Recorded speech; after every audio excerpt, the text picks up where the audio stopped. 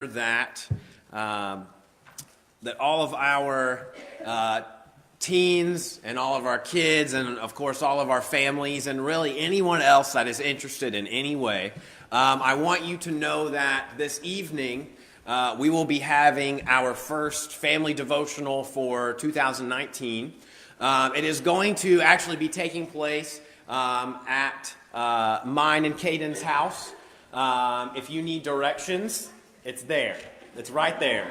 But we are very excited. We, of course, haven't had the opportunity to get to host one of these before, and so we're very excited to get to do that. We're going to, like we normally do, we'll have a devotional. We will also have dinner.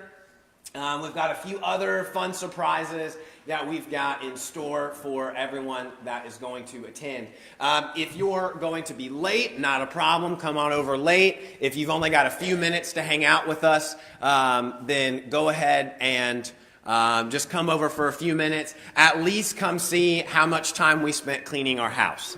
So you can tell us, good job, clean house, and we can at least have you there for a few minutes. But just want to remind you of that and let you know that we would love to have you there with us. I want to start off by telling you about my second grade teacher. My second grade teacher, her name was Miss Farmer, and she was one of my favorite teachers that I ever had. She was always, in my mind, every time we went into class, I knew it was going to be a lot of fun. She was always just so funny and was always joking with us and always just making sure that we were having a good time while we were there. And so I loved second grade. And one of the days that we came into class, for some reason we had like a theme day. I don't know what the reason was specifically, but the theme for the day was a Western day.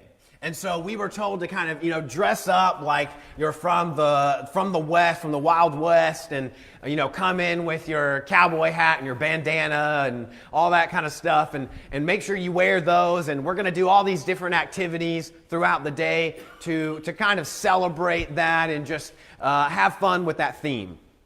And one of the things that we were going to do is Miss Farmer decided that she was going to make us some chili. And I guess at that point, I don't think I'd ever had chili before.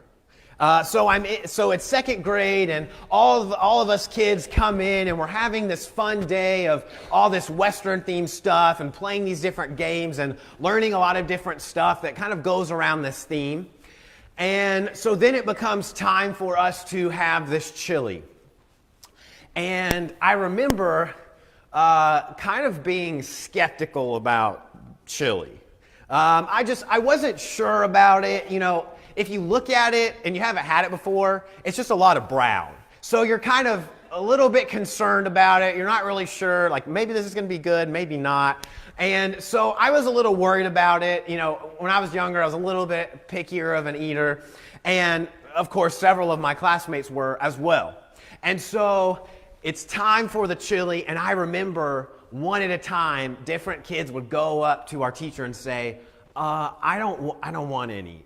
Don't give me any of that chili. And they'd go back to their seat. And of course, you could tell that it was starting to get to our teacher. And so finally, I didn't want to be one of the few that was being forced to eat the chili. So I knew, all right, I've got to get up there and I've got to say this to her, while I can. And so I remember this very vividly. She has her back turned to the whole class, and she's working on getting this chili poured out into the bowls, and she's not looking behind her. And I remember saying, okay, I've got to tell her. So I get up, and I slowly and very quietly make my way over to where she is.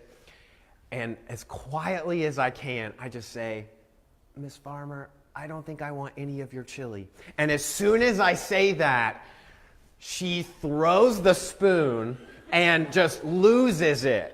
And we were all in complete shock because she's always been just the nicest and the funniest. And I think we just pushed her a little bit too far. And so she kind of blew up for a second. She walked out of the classroom, but she came right back and everything was okay. She did also pour everyone a bowl of chili and made everyone at least try it. And that day I did learn that I like chili. So that was a very productive day overall. But I remember that, and it really stuck in my mind, that idea of, just thinking back and saying, Connor, why didn't you just not say anything at all? Because if you wouldn't have said anything, that blow up wouldn't have taken place. And also, you would have been in the same situation. You would have had that bowl of chili in front of you. You would have tried it. You would have found out that you liked it. And then everything would have worked out fine. I think there's a lot of times when we look throughout our life, we can kind of look back to those instances where something took place and we realize, you know what? The right thing or the better thing for me to do would have been to not say anything. Would have been to not say something where I should have been inserting my foot into my mouth instead. To go through all those situations where we look back and we say, I really think the best thing for me to do was to be silent. If you will, turn with me to Joshua chapter 6. Joshua chapter 6. This is a story that you may know that we see in the Bible, and this is one that I've always loved growing up. I always loved getting to see any kind of illustration about this. I remember watching the VeggieTales episode about this time and time again. I remember watching some older kids back in elementary school do a play about this, and I just loved it. This story has always been a very interesting idea to me, and I've always loved to get to read through it. And so I'm going to explain kind of what's taking place here. We see the people of Israel, and the people of Israel are being led by Joshua. And at this time, they are going through the land of Canaan, and specifically, right where we pick up, they're in an area called Gilgal, and just north. They're just north of a city or a place that is called Jericho. So they're in this place, Gilgal, which is a very short distance away from Jericho. And they actually find out, we learn a little bit about Jericho and what it is. And we learn that because Israel is nearby the city, is so close to this city, Jericho has decided to close its doors completely. Now, Jericho also has some pretty significant walls that surround the city. And in fact, we learn that both through Scripture and we also learn through some archaeological discovery that there was a very thick wall and a pretty high wall that completely surrounded Jericho. And because Israel was right next to Jericho, they had shut the gates. And nobody in Jericho was going out. Nobody outside of Jericho was coming in. And so Jericho was nearby and it kind of closed themselves off. And we actually learned that the Lord comes to Joshua and he says, I am going to give you this city. I'm going to give you Jericho. You're going to receive this place. And so after that, he then says, this is how you're going to do it. And so beginning in verse 3 of Joshua chapter 6, we learn exactly how this city is going to be given to Joshua and to the Israelites.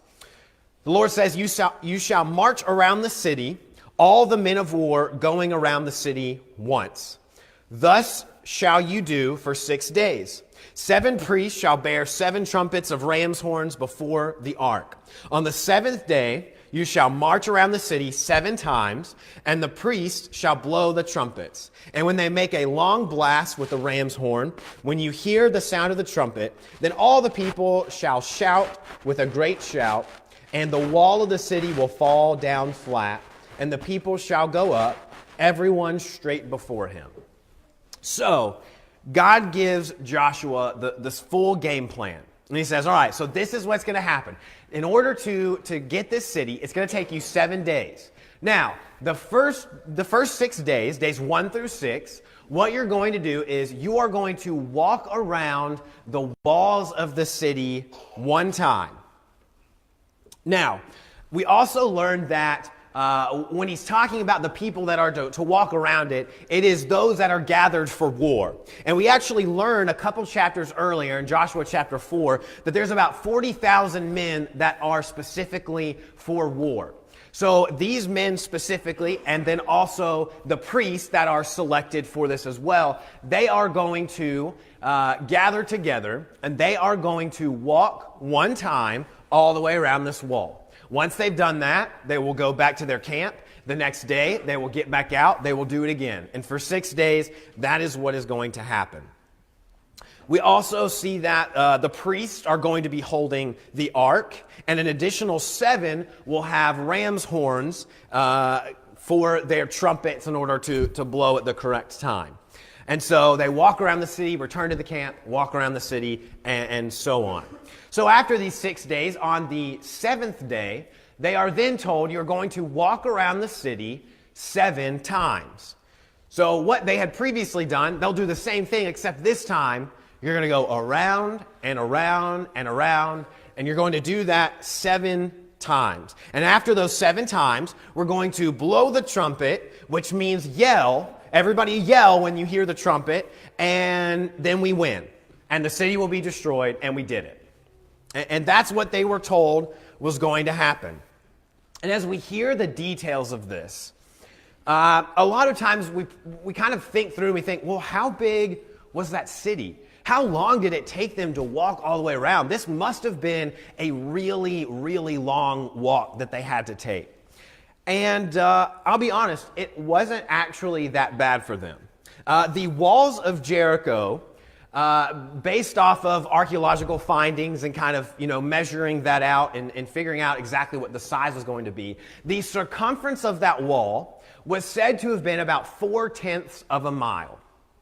So let me kind of make that a little more practical for you, because that doesn't necessarily help.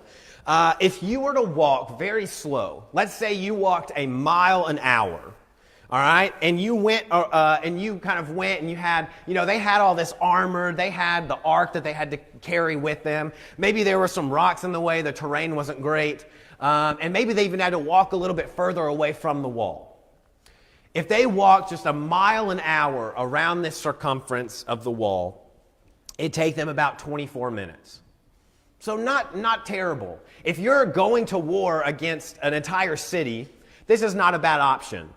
If your option is you have to walk around this wall for 25 minutes, I think it would be okay. I think you'd make it. And of course, for the 7th day, take them a little over 2 hours to walk all the way around. And again, maybe some of these things were uncomfortable to hold, to walk with. A lot of these men were armored. And so it sounds overall like, though it might be difficult at times, a pretty tolerable thing to do for a week. But there's one more thing that Joshua instructs the people to do. And that's found in verse 10. In verse 10, Joshua commanded the people, "You shall not shout or make your voice heard, neither shall any word go out of your mouth until the day I tell you to shout. Then you shall shout." So these people were just told by Joshua, they were given an additional command that they were to be silent. That for these 6 days they were to say nothing. And then, of course, on the 7th day, once it was time to shout, that's when you were to open your mouth again. But they were told to be silent. Basically, you're going to say nothing for a week. And I'll be honest, out of the 2 options that we have, either walking around a place for 24 minutes or not talking for a whole week, that sounds like the harder option for me, is not being able to talk for an entire week. I like to talk, and so that sounds very difficult. But that's what they were told to do, and that's what these people were commanded to do. They were told to be silent for 7 days until the 7th day, and to follow these strange commands that they were given. Last weekend, we had the teens and many of our college group and several of our adults and chaperones went with us, and we went to our annual Connect retreat. And I'll go ahead and tell you that we were not silent for that time. We did not stop talking. But one of the things that we did during this weekend is we chose to not have our phones in our possession. We actually put them in a box, and other than about 30 minutes each day if we needed to make contact with our parents or check up on a few things, other than that, we did not have our phones on us. And during that time, we did not have to listen to the world. And I don't know if you're ever really given the opportunity to be in a situation like that. Because in the place that we live, the way that we live today, we're always connected to something of this world. And having that opportunity for roughly 55 hours, a little over 2 days, to just put those things away and not be connected to anything that was outside of that group of people and just be focused on each other and our God and our relationships with our God made a world of difference. Because that time was filled with the presence of God. There was a completely new silence that I was not used to.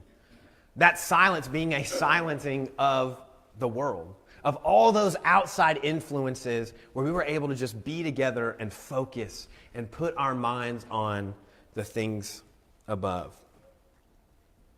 You see, if we are never silent, then we can't hear God speak. If we choose to be in situations where there is noise all around us and where we are doing everything we can to be a part of that noise, we will not be able to hear what our God wants for us, what our God is trying to tell us, what God is trying to do in our lives as an individual. I want to real quick look at Exodus chapter 14. I feel like I always go to this particular passage all the time, but I feel like there's so much we can learn from this particular chapter. In Exodus chapter 14, Moses is leading the people out of Egypt, and they come to the Red Sea, and this is, of course, when they turn around and they see all the people coming after them, all the Egyptians coming to get them, and immediately they are doubtful and they question what God is doing for them. And they're all just yelling and they're complaining and they're crying out and saying, "Why have you brought us here? Why do you want us to die here instead of back in Egypt where, we were slaves, but maybe we could have at least lived a longer life?" And they're just all making all this noise. And Moses says to them, beginning in verse 13, Moses said to the people, "Fear not, stand firm, and see the salvation of the Lord, which he will work for you today. For the Egyptians whom you see today, you shall never see again. The Lord will fight for you, and you have only to be silent." Of course, after this, we see one of the greatest wonders one could ever witness, the parting of the Red Sea.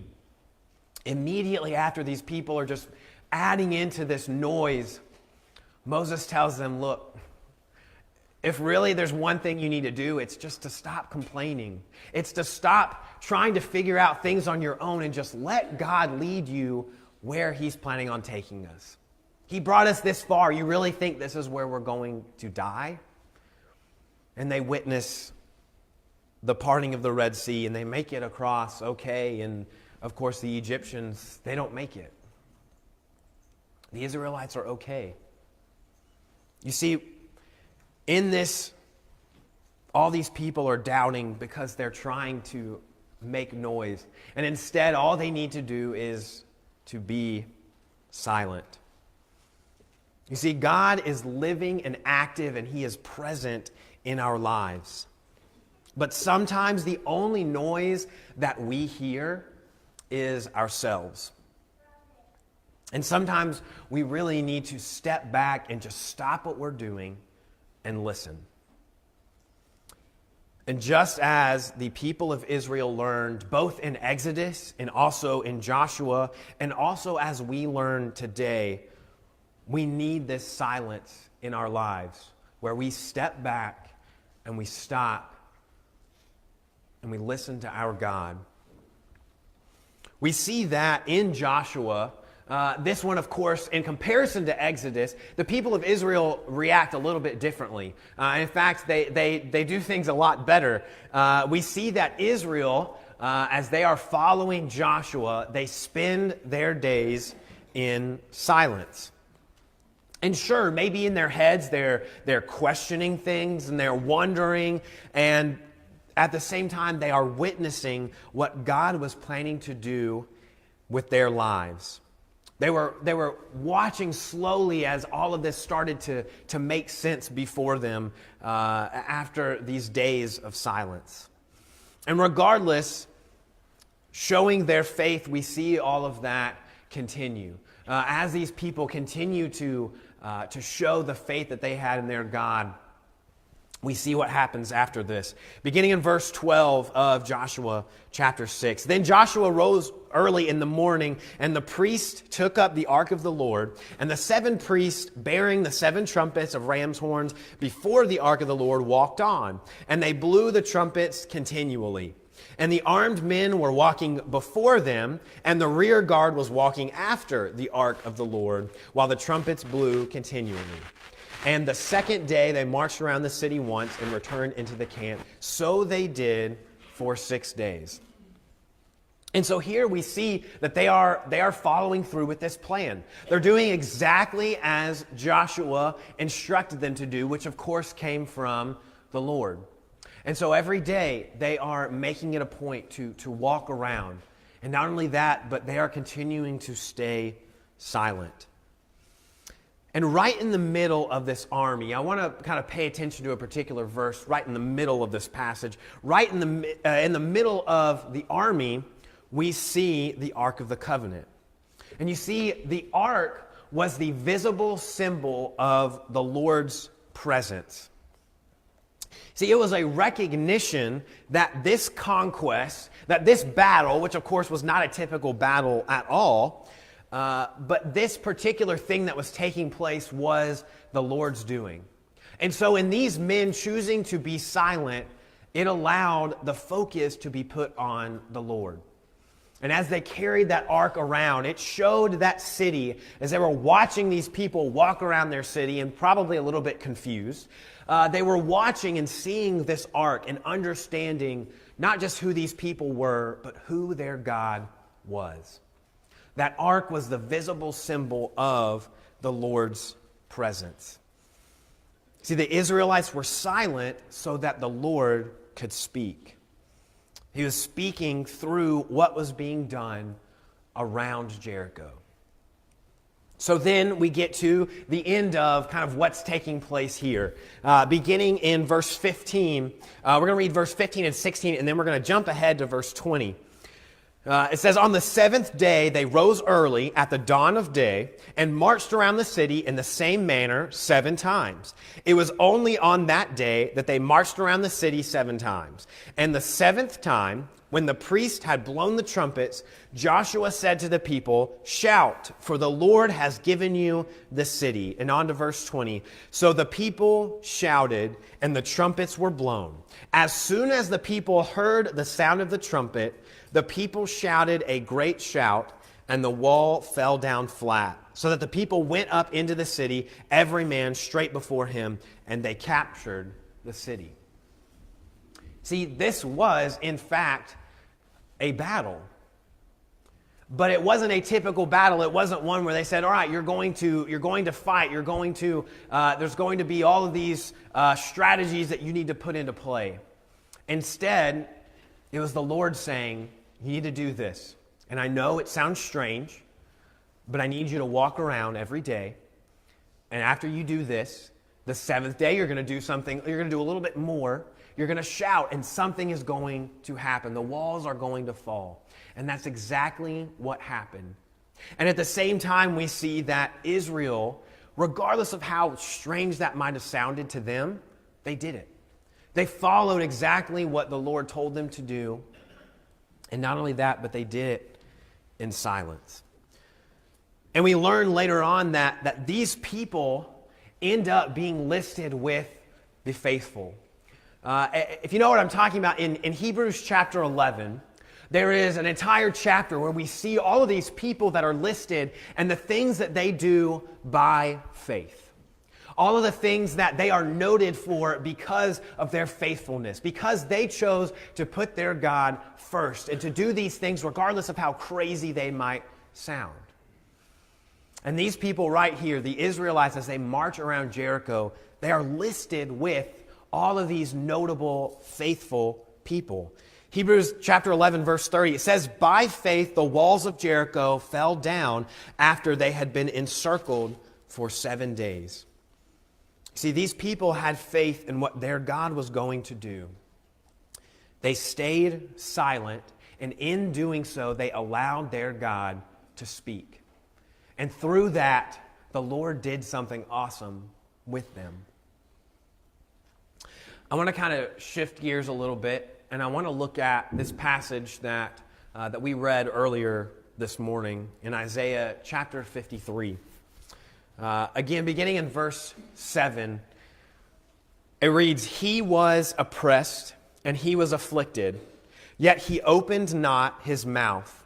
Like a lamb that is led to the slaughter, and like a sheep that before its shearers is silent, so he opened not his mouth. By oppression and judgment he was taken away.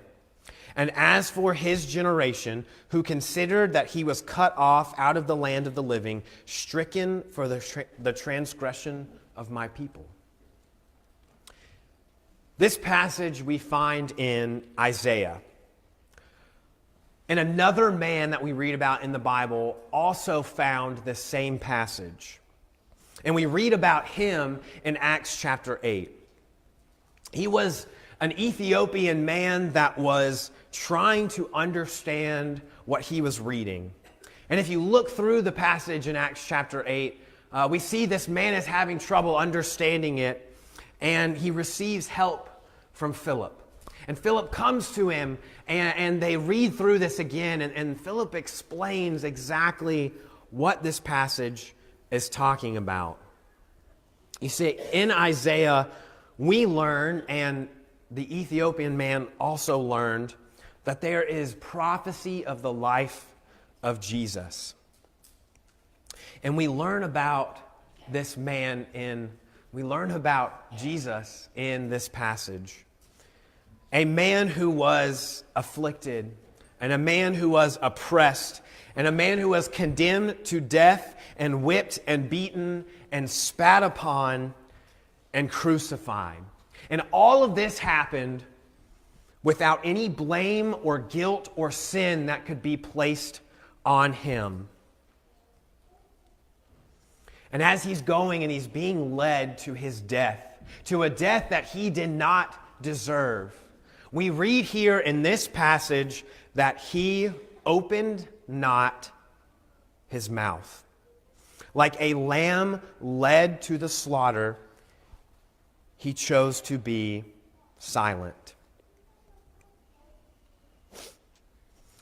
And when Jesus chose to do that, our God, his Father, spoke. And he was able to speak louder than ever before. Of course, looking through the life of Jesus, Jesus spoke many things, and he told us so many things that we can take from, and we can learn from, and we can grow from. And he had every reason to say these things because he had a wisdom beyond our understanding. But when it was time for him to fulfill his purpose, the purpose that was given by his Father, no matter how awful this was going to be, Jesus chose to be silent. Instead of ending things right then and there and saying, you know what? These people don't deserve my silence. And speaking and allowing angels to come down to the earth and him go up and not have to deal with any of this, he instead opened not his mouth. He chose to be silent, and he died. And he died for every single one of us. You see, this world is loud. And we live right in the middle of this world of noise. There is going to continue to be noise all around us. This noise of the world, these things that the world is telling you is important, these things that you need to make sure that you are a part of, these things that you need to make sure that you do in order to fit into the world, the things that you need to make sure you post online to make sure people know who you are and what you're doing and what your life is all about. We live in this world that is all about noise. And a lot of times it just seems like it's billions of people just fighting for attention. They're fighting for this fame or status or power or money, possessions or perfection. And in this world of noise, we just have to do what we can to be the loudest.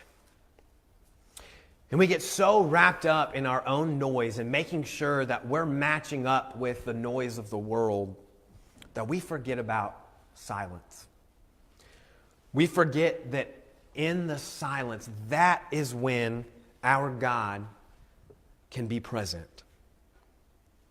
I want to end by asking you two questions. Are we trying to compete with the noise around us? As you look at your life and the things that you hold close to you, the things that you find important, do they match up with the noise of this world? Do you feel like you are just doing everything you can to make sure that you're as loud as all those people around you, to make sure that you are achieving the things in your life that you really want? Are we just trying to compete with the noise around us? Or are we silent and listening for the voice of our God? Are we doing what we can to look at all this noise around us and just stop and step back and say, I know that there's so much going on around me, but Lord, I'm going to stop and listen to you. I'm going to do the things that you want me to do. I'm going to follow the path that you have set before me.